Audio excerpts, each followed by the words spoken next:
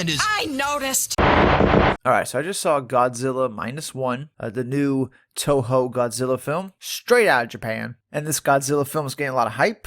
A lot of people are saying it's the best Godzilla film of all time. It's at least the best one that's come out in recent years. If you look at all the review aggregates, it's got like a 97 on Rotten Tomatoes. It's got like an 8.5 out of 10 on IMDb. Lots of high scores all around. And to me, this is my favorite Godzilla film since the original one. And I even like the Garth Edwards one, the America one, with Bryan Cranston. I like that one. I feel like that Godzilla film made Godzilla scary again. And this film from Toho, Godzilla -1, also makes Godzilla scary. Godzilla is not the hero in this movie. He's the straight up villain that the humans are trying to defeat. And as many Godzilla fans know, there's two types of Godzilla movies. There's the more serious, horror-esque monster movie, where Godzilla is just a rampaging monster, and he's a symbol for, anything the movie's trying to talk about, nuclear power, atomic weapons, American aggression. Godzilla plays as allegory for these things when he's the monster in some of these movies. And most of the other Godzilla movies, probably like 90% of Godzilla movies, are just straight up monster combat films where Godzilla is the good guy fighting a bunch of other monsters. And there definitely is a section of Godzilla fans that just go to Godzilla movies just to see Godzilla do a dropkick or shoot a beam out of his mouth. That is a certain subsect of Godzilla fans for sure that just want that, which is fine, to each his own. But I feel like we've gotten tons of those Godzilla movies. I mean, there was a huge stretch of Toho films that were just Godzilla fighting space aliens and whatnot. And they kind of went away from the original message of the first Godzilla film. That first, iconic film that had a lot of subtext to it. They went away from that for a long time, and now we're back to it. Godzilla -1 is a classic throwback to that original Godzilla film. They even have the classic music playing as Godzilla is rampaging through one of the cities. And, my face lit up when I heard the music, and I saw Godzilla doing his classic walk through the city. That stuff was great. But what surprised me the most was how good the human characters were in the movie. Usually that's the pitfall of a lot of Godzilla films, is that the human characters suck and you don't really care about what happens to them. But in this one, I thought they were really well written. I really like the theme of survivor's guilt that haunts the main character throughout this film. The movie takes place in 1945, right after the war ends, and you actually see the main character go back to his home in Tokyo. And of course, as we all know, Tokyo was firebombed in World War II, and it's just a pile of rubble when he gets back to it. And the main character is a failed kamikaze pilot. So the theme of survivor's guilt is even more prevalent in this character because he knows he was supposed to die. And when he came home, even his neighbors knew that he didn't do his job to try to protect Japan from America. And the movie really is brilliantly made. It starts with you seeing this, kamikaze character land on an island, and even the crewmen there, like, why are you even landing here? You should be, crashing your plane into some U.S., aircraft carrier or something. And then you get Godzilla popping up, like a baby version of Godzilla pop up on this island. And Godzilla just wrecks the garrison that's there. The kamikaze pilot is like the only one to survive. Him and another one of the crew, they're the only ones to survive. So not only does the main character have survivor's guilt just from not accepting his mission as a kamikaze pilot and wanting to live, but he also had a chance to distract Godzilla to help the other people in the garrison get away, and he cowered away from that too. So he has even more survivor's guilt after surviving the first Godzilla attack that you see.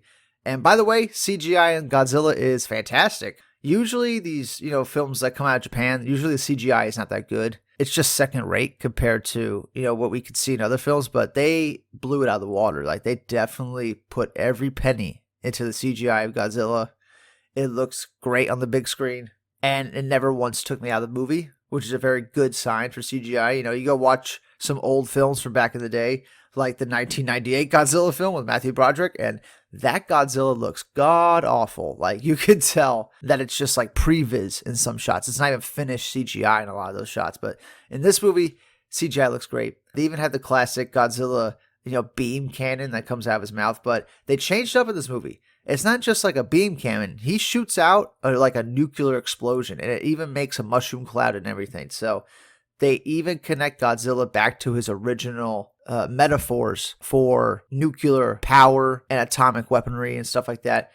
They connect all that back because that is the history of the character. That's why Godzilla was created in the first place. It was a way to express, the horror the Japanese people felt during that time in World War II, where entire cities were being wiped away with one bomb. And once again, this is a Godzilla movie that is just for the human characters. It's talking a lot about trauma and overcoming survivor's guilt. And it's talking about the cultural change that happened with Japan, like after World War II. Like, Japan went from a society that was a suicidal society, that it did kamikaze attacks, that was a society that saw death as the only way to bring honor to yourself. And there's a great line in this movie where, one of the scientists says, we're going to war not to die, but to live. And I thought that was a super impactful line. And it really represented the cultural change that happened with Japan after World War II. That they were going to rebuild and live for future generations and not suicide themselves, kamikaze themselves, die for the emperor. They weren't going to do that anymore. And I felt like that was a really impactful line of the movie. It really summed up the history of Japan in this moment of time. And, I love that kind of stuff. I love seeing that in a Godzilla film because the cultural relevance that Godzilla has is pretty huge. I mean, it's one of those recognizable figures across the world, and it came from Japan. It's a Japanese creation right after World War II. Like, this is what they came up with. This is how the Japanese people could express how they were feeling. And I absolutely love that we went back to that. And now you got pretty much a modern, updated version of the original Godzilla film with this Godzilla -1. Very emotional film. I felt myself tearing up a few different times in the movie. Like when the daughter realizes her mom's not coming back, like her mom's dead. That was a really sad part. Even little things where, it's near the end. They're making their final plans and they're going to head out to try to go defeat Godzilla. One of the younger men that's with them says, I can't wait to go fight Godzilla and actually fight a war because I didn't get to fight in the World War II. And the older men in the group tell him to stay behind, that he's not going to be much use with his broken arm. As they're walking away, the younger guy is like, take me with you, take me with you. And then the other guys say under their breath, you live for the future. And that got to me. Like, that really, almost made me cry. Like, they're saying, we're going to go probably die. You stay behind and take care of the future. Like, that just really, I don't know, struck a nerve at me. When I was watching, I was like, wow, that was powerful. And you don't expect many powerful things to come out of a Godzilla film. But in this one, it did a couple times. And Godzilla, I will say it again, he was pretty scary in this movie. Like, it was not fun to see Godzilla, destroying a city and eating people and stepping on, dozens and dozens of people at a time. Like, it was quite horrific. And I like that a lot. I feel like that is the essence of Godzilla. He needs to be scary. You shouldn't be rooting for Godzilla. And, that's what Godzilla has become. He has become this heroic figure that fights off aliens and other giant monsters to save the little humans. But, from Godzilla's perspective, like, the humans are just like ants to him. Like, that's what he thinks of them as. Like, when you step on an ant, you don't think anything of it. And that's kind of Godzilla in this movie. But yeah, I feel like this review might be getting a little long. I love the movie. Everyone's loving it. I feel like if you just go to Godzilla movies just to see him fight, and just to see monster fights, you're probably not going to like this movie. This is probably going to be one of your least favorite Godzilla films. You might even think it's boring because it's trying to tell like a narrative and story.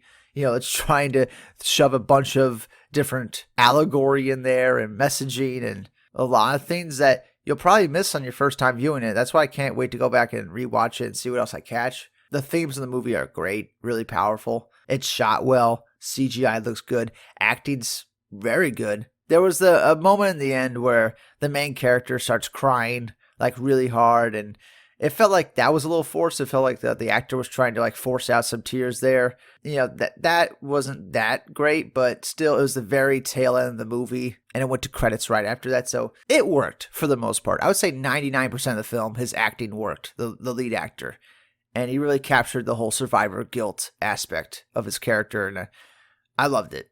I love that Godzilla was representing, nuclear holocaust, nuclear power, just like he did in the original Godzilla film. So, I loved it. I can't wait to see it. I'll probably buy it on Blu-ray. Was it better than Shin Godzilla, the other Toho Godzilla film that was released a couple years ago? Yeah, it's better than that. That one was more of a action comedy. There was a lot of comedy in that film, and I felt like the messaging kind of got lost. It kind of got muddled with the wacky story they were telling in Shin Godzilla with the government that kept fumbling over themselves, and it was kind of a comedy. And Godzilla didn't quite look like Godzilla till like the third act of that movie. This movie is a dramatic retelling of the classic Godzilla story, and it still has that spectacle of, the giant Godzilla attacking the city and stuff like that. And the music, oh my god. The classic music is so fucking good. I mean, they nailed it. It really is brilliant. And I got hyped when I started hearing it. So that's it for now. Comment below. Let me know what you thought of Godzilla -1, the new Toho Godzilla film. Did you like it? Did you not like it? Let us know in the comments below. Once again, I will say expectations are always key when watching any new movie. If you're expecting Godzilla fighting Mechagodzilla, this is not the movie for you. Hollywood, America Hollywood is making that film for you. That's coming out soon. But Japan is sticking to the classic themes of Godzilla right now. And they nailed it. I loved it. I probably will buy it on Blu-ray when I get the chance. And that's it for now. Comment below, and I'll see you all in the next one. Bye-bye for now.